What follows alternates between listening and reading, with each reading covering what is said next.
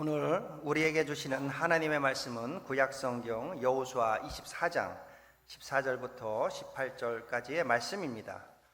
여호수아 24장 14절부터 18절까지의 말씀을 받들어 읽겠습니다. 그러므로 이제는 여호와를 경외하며 온전함과 진실함으로 그를 섬기라. 너희의 조상들이 강 저쪽과 애굽에서 섬기던 신들을 치워버리고 여호와만 섬기라. 만일 여호와를 섬기는 것이 너희에게 좋지 않게 보이거든 너희 조상들이 강 저쪽에서 섬기던 신들이든지 또는 너희가 거주하는 땅에 있는 아모리 족속의 신들이든지 너희가 섬길 자를 오늘 택하라.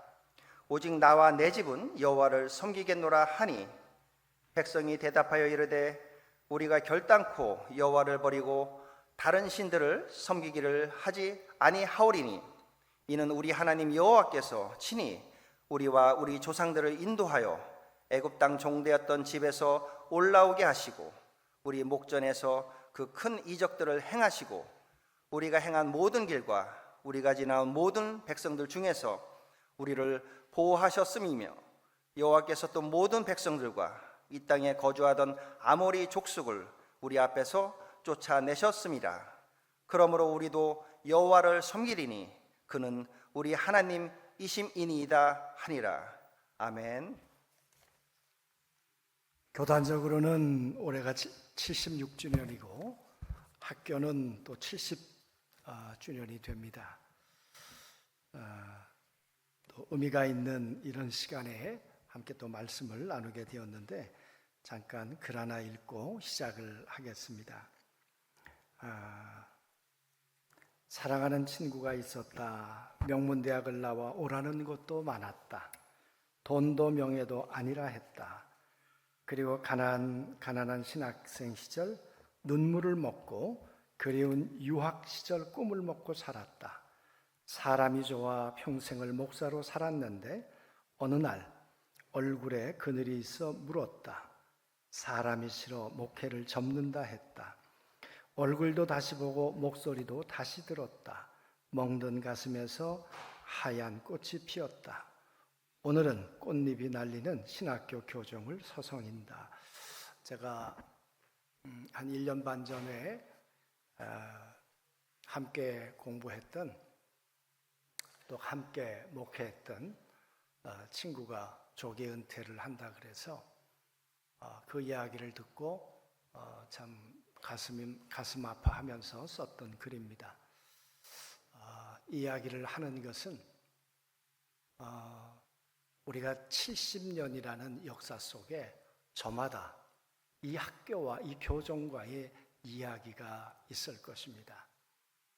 사당동에서 54년에 시작했던 그 사당동의 이야기, 그러다가 또 등촌동으로 가지 않았습니까? 그 등촌동에서 또 있었던 이야기, 81년도에 천안으로 내려오면서 신학교로 시작했다가 이제 오늘에 이르기까지 이만큼 또 학교가 이제 확장되었습니다.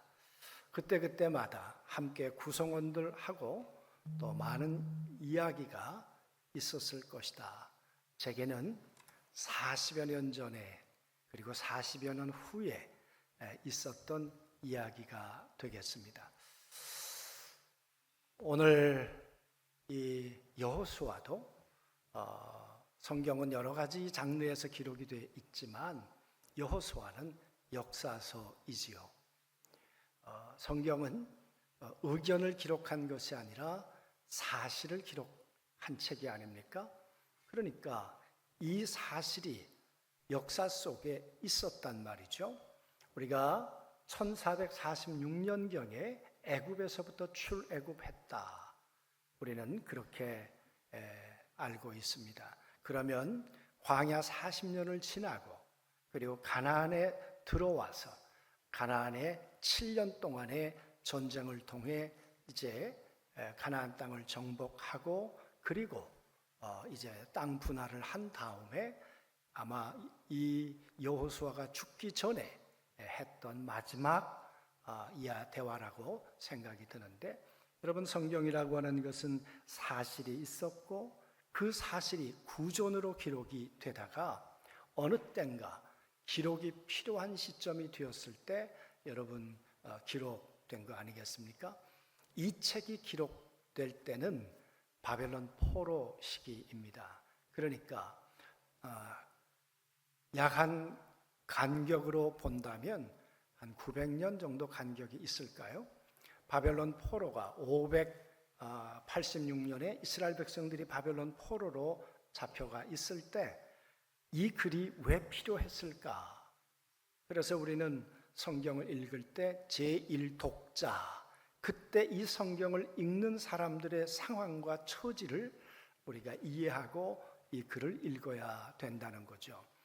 여러분, 바벨론 포로 시기에 그들이 겪고 있는 혼란은 뭐였겠습니까? 정체성의 혼란 아니었을까요? 그들의 전쟁은 신들의 전쟁이라고 고대 전쟁은 그렇게 생각을 했습니다. 그러니까 바루둑이라고 하는 이 바벨론 신에게 여호와 신이 패배한 거잖아요. 바벨론 포로로 끌려와서 많은 사람들이 그 수로에서 작업을 하지 않았겠습니까? 하나님을 찬양했던 사람들이 이제 영을 즐기기 위해서 바벨론 군인들이 우리를 위해서 노래하라고 하지 않았습니까? 그때 수금을 버드나무 위에 걸어놓고 우리는 울었다. 그게 시편 139편이고 우리가 잘 아는 것처럼 그게 밥 딜런에 의해서 팝송으로 만들어져서 우린 익숙하게 알고 있는 그런 이 노래 가운데 하나입니다. 여러분, 그 바벨론 포로 시기를 살면서 정말 그들은 하나님이 누굴까? 우리 공동체 하나님은 누굴까? 왜 많은 사람들은 아마 바루둑으로 신을 바꿨을 가능성이 있습니다. 물론 1차 포로로 잡혀왔던 다니엘과 세 친구 같은 경우에는 끝까지 믿음을 지키겠다고 그들은 중심을 흐트러뜨리지 않았지만, 그러나 많은 사람들은 바벨론 포로로 살면서 내게 하나님이 무슨 의미가 있을까? 하나님을 버리고 그리고 바루둑으로 아니면 무신론자로 살았을 가능성이 있지요. 여러분, 그때 많은 사람들 속에 갈망이 있었습니다. 포기하고 가는 사람들이 있는가 하면 아니, 하나님이 살아 계시지. 아시는 것처럼 그때 회당이 바벨론 포로 시기에 생겨납니다. 그때 서기관 제도가 생겨납니다. 이 두루마리 성경을 다시 기록하면서 성경을 연구하고 바벨론 탈무드가 만들어지기 시작합니다. 그러니까 한쪽은 하나님을 버리고 떠나가는 모습이 있었던가 하면 아니, 하나님으로 돌아가야 된다고 생각하는 남은 자가 있었단 말이에요. 그것이 여러분 열왕기상에 보면 엘리야와 하나님과의 대화 가운데 나오는 이야기죠. 하나님, 나만 남았습니다. 그때 하나님이 아니, 너 말고도 7천이나 남아있어. 바벨론 포로 시기에 하나님 믿는 믿음 가운데 끝까지 믿음을 흔들리지 않는 사람이 그리 남아있다. 어쩌면 그들에게 하나님은 이 글을 써서 하나님이 누굴까? 너희 공동체 고백은 무엇이 되어야 할까? 역사 속에서 너희가 건져내야 할, 너희가 붙들어야 할 고백은 뭘까? 아마 그런 메시지를 주고 싶지 않았을까? 여러분, 여호수아는 말씀드렸던 것처럼 여러분 1400년 때 그로부터 약 한 40-50년 지나서 기록된 책이라고 본다면 가나안에서 이제 들어왔습니다. 가나안 정복이 끝났습니다. 그리고는 여호수아는 떠나야 될 순간이 다가왔습니다. 그래서 24장 1절부터 여호수아는 다시 한번 그동안의 과정을 리뷰합니다. 그리고는 결단을 촉구하는 거죠. 너희 어떻게 살래? 그러면서 하는 말이 나와 우리 집은, 나만이라고 말하지 않고 나와 우리 집은, 그리고 계속 반복되는 단어가 우리는, 우리의 공동체는 어떤 고백을 가지고 살 것인가? 그러면서 여호수아는 이렇게 말하잖아요. 나와 내 집은 여호와만 섬기겠다. 너희는 어떻게 할 거냐? 그랬더니 우리도 여호와만 섬기겠습니다. 이것이 여호수아가 떠나기 이전에 이스라엘 백성들이 가졌던 공동체의 고백이었습니다. 사랑하는 우리 나사렛, 우리 교직원 여러분, 우리 나사렛 대학이 70년이 되었습니다. 이 70년이 지난 오늘 우리의 공동체 고백이 있을까요? 우리가 함께 고백하는 고백이 있을까? 그 말이에요. 사도행전을 여러분 생각해 보시자고요. 120명이 모였습니다. 성령이 임하기 전에 120명이 마가다락방에 모였다. 우린 잘 알고 있는 이야기입니다. 어떤 사람들이 모였을까요? 고백이 같은 사람, 예수에 대한 기억이 같은 사람, 예수님에 대한 기대와 소망이 같은 사람 120명이 모이지 않았을까요? 그런 거죠. 그 고백이 같은 사람이 모였을 때 성령이 임하고 그 성령이 임했던 사람들이 초대교회를 만들어 갔습니다. 그러므로 여러분, 공동체란 기억이 같고 고백이 같고 그리고 비전이 같고 함께 가야 할 방향이 같은 사람이 공동체 아니겠습니까? 정말 70년, 물론 처음부터 이곳에 함께한 그런 분들은 안 계시죠. 뭐 계신다면 우리 김영병 목사님 정도 계실까요? 생존에 계신 분들 가운데 아마 대부분 우리는 없습니다. 그러나 이 이야기가 흘러내려오면서 긴 세월이 지났지만 오늘 우리에게 고백이 있어야 돼. 바벨론에서 고백이 있어야 돼. 그리고 초대교회 형성되기 이전에 공동의 고백이 있어야 돼. 그랬던 것처럼 우리 교회사 속에 조금 전에 고백했던 사도신경, 무엇이 기독교 신앙의 공동 고백인가 하는 것들을 만들어서 여러분, 우리는 예배 때마다 그 고백을 하지 않았습니까? 그런 것처럼 우리 나사렛 공동체 고백은 무엇일까? 여러분, 그 고백은 정말 우리 가슴으로부터, 우리의 신앙의 고백으로부터 우리가 고백을 하게 될 때 우리는 역사를 함께 기억하는 사람들이고 그 역사와 함께 미래를 함께 나가는 그런 비전이 같은, 방향이 같은 사람들이 될 줄로 믿습니다. 여러분, 우리 역사 속엔 얼마나 아픔도 많았겠습니까?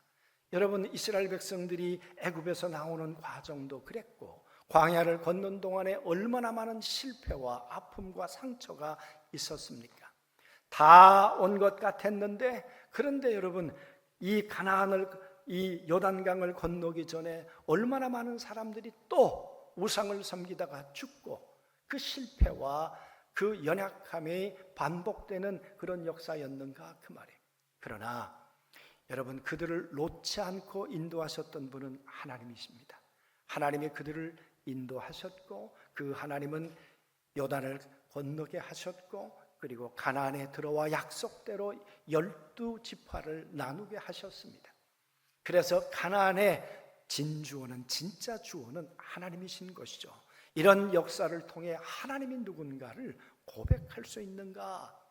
이것이 오늘 여호수아의 말씀인 것처럼 저는 우리 나사렛 교직원들과 함께 나사렛 모든 성도들의 고백이 참 같았으면 좋겠다. 그런 면에서 감독이 되면서 그런 고백문, 제가 만든 것은 아닙니다. 우리 나사렛 교회가 가지고 있는 이 고백문을 동영상으로 만들어서 모임 때마다 우리가 고백을 하고, 저희 교회는 매 예배 때마다 고백을 합니다. 저는 우리 신학교에서도 그렇고 우리 특별히 예배 때마다 이 공동체 고백이 있었으면 좋겠다. 여러분, 나사렛 교회가 가지고 있는 미션이 뭡니까? 왜 하나님께서 나사렛 교회 118년 동안 이 나사렛 교회를 하나님이 인도하셨고 오늘 존재하게 하는 이유가 뭐냐 그 말이에요. 우리는 온 열방에 그리스도를 닮은 사람들, 제자를 어떻게 세울 것인가. 그것이 여러분 나사렛 교회가 가지고 있는 미션입니다. 이 미션을 이루기 위해서 우리는 세 가지의 코어 밸류가 있다고 말합니다. 우리는 거듭난 그리스도인이요, 우리는 성결한 사람들이요, 우리는 하나님의 사명의 사람들입니다. 우리는 그리스도를 닮은 그리스도를 닮은 제자가 되어가기를 원합니다. 뿐만 아니라 우리는 나사렛 예수의 사람들이기를 원한다. 예수님은 단속 한 분으로 시작했습니다. 그러나 120명이라는 복수로 만들었고 초대교회는 3,000명, 5,000명, 도미디안 황제 있을 때 약 그리스도인들이 5만 정도가 있다고 말합니다. 여러분, 예수님은 한 분으로 시작했지만 5만, 지금은 얼마나 될까요? 나사렛 교회는 300만 정도가 됩니다. 정말 공동체 고백이 같은 이 비전과 미션이 같은 이 고백을 함께 나누는 그런 공동체가 있다는 거죠. 그러므로 여러분, 우리는 왜 그 고백을 해야 하는가? 요한의 설례는 선교사였습니다. 요한의 설례는 그리고 학자였습니다. 목사였습니다. 그러나 그는 거듭난 그리스도인이 아니었습니다. 여러분, 목사의 집안에서 태어났습니다. 선교사까지 됐는데 어떻게 거듭나지 않았을까? 그럴 수 있습니다. 제가 2주 전에 읽은 책 가운데 조정민 목사님이 이런 책을 썼습니다. 교회 안에 기독교인, 교회 안에 아직 거듭나지 못한, 생명을 갖지 못한, 그래서 그리스도에 대해서 끊임없이 반대로 살아가는 사람들이 교회 안에 너무 많이 있다. 여러분, 그래서 요한의 설례는 이제 영국으로 돌아와서 모라비안 교도들 모이는 집회에 참석했다가 그는 본어게인을 합니다. 그리고 그는 그의 책에 이런 글귀를 남겼습니다. 나에게 무슨 일이 일어났는가? 나사렛 교단의 새신자 1첫과의 질문이 그겁니다. 당신에게 무슨 일이 일어났습니까? 여러분에게 무슨 일이 일어나셨습니까? 정말 우리는 거듭난 그리스도인인가? 왜 우리는 나사렛 교회 이름으로 존재해야 하는가? 거듭난 그리스도인을 세워가는 겁니다. 거듭난 그리스도인은 하나님하고의 관계, 성결한 백성이란 말은 관계 관점으로 보는 거죠. 하나님과 내가 끊임없이 관계 속에 살아가는가? 뿐만 아니라 하나님과 관계가 온전히 맺어졌다면 우리는 내가 기뻐하는 일이 아니라 그분이 기뻐하는 사명을 감당하는 삶을 살아가야 한다. 그게 여러분, 우리는 사명의 사람입니다. 그러므로 저는 오늘 그 고백을 동영상을 통해 함께 고백하고 오늘 예배를 마칠까 싶고, 이 고백이 우리 나사렛 공동체 안에 또 신학교 안에 끊임없이 되뇌이게 되기를 소망을 합니다. 우리 한번 띄워줘 보실래요? 제가 우리는 그러면 여러분 다 같이 한번 뒤에 문구를 같이 하면 좋겠습니다.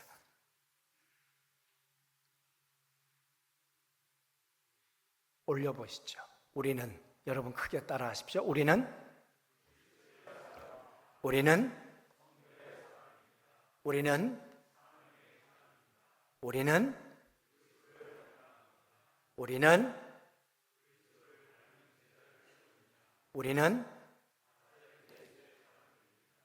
저도 부족하지만 이렇게 되기를 원하고, 우리 나사렛 공동체, 이 교직원들의 공동체도 이 공동체의 고백이 함께 이루어지기를 소망합니다. 제가 오늘 조금 일찍 끝난 거는 여러분에게 나눠드린 유인물 한 2, 3분 동안만 소개하고 싶어서 조금 일찍 끝났는데요. I Love Church, I Love Fest 운동을 시작을 하고 있습니다. 여러분 팜플렛 가운데 보시면 나사렛 목회자의 날이란 2024년 10월 25일은 한국 나사렛 교회가 76전을 맞이하는 날입니다. 그동안 인도해 주신 하나님의 은혜에 감사를 드리며 점점 퇴보해가는 주의 나라가 다시 한번 일어서기를 소망해 봅니다.